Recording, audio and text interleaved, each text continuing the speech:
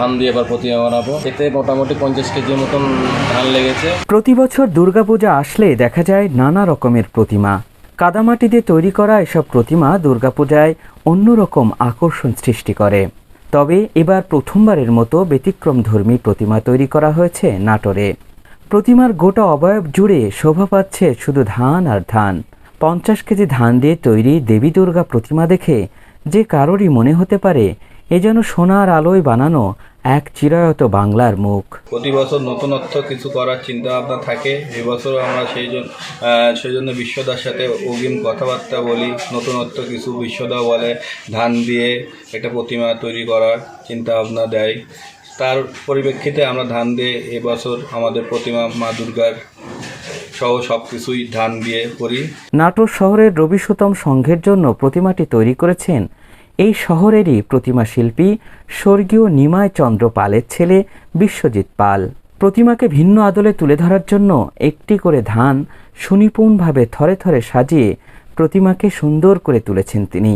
তার তৈরি করা এই প্রতিমায় ফুটে উঠেছে ধানের সোনালি আভা, যেটি গ্রাম বাংলার মানুষের কাছে সমৃদ্ধি ও ঐশ্বর্যের স্মারক।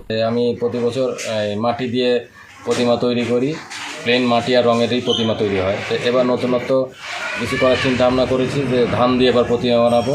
কমিটি আর আমি দুজন মিলে একসাথে সমন্বয় হয়ে আমরা এই ধান দিয়ে প্রতিমাটা তৈরি করেছি। এতে মোটামুটি 50 কেজির মতন ধান লেগেছে আর সময় লেগেছে মোটামুটি আপনার 30-35 দিন।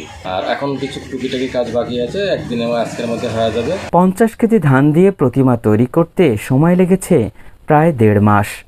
ধান দিয়ে তৈরি করা 11 ফুট উচ্চতার দেবী দুর্গার প্রতিমা এবছর সবার প্রশংসা কুড়াবে বলে মনে করছেন এলাকাবাসী। প্রত্যেকবার অনেক রকম প্রতিমা দেখি, এবার আমাদের শহরে নতুন প্রতিমা তৈরি হয়েছে ধান দিয়ে তৈরি। আমাদের খুব ভালো লাগতেছে, নতুন অনেক সুন্দর লাগতেছে একটা ব্যাপার। ধান দিয়ে তৈরি হয়েছে প্রতিমাটা। এই প্রথমবারের মতো আমরা দেখতে পাচ্ছি নতুন কিছু। প্রত্যেকটা আমাদের যে হচ্ছে দুর্গা প্রতিমা এবং তার সাথে লক্ষ্মী, গণেশ, সরস্বতী এবং কার্তিক সম্পূর্ণ সব কিছুই ধান দিয়ে তৈরি করা হয়েছে।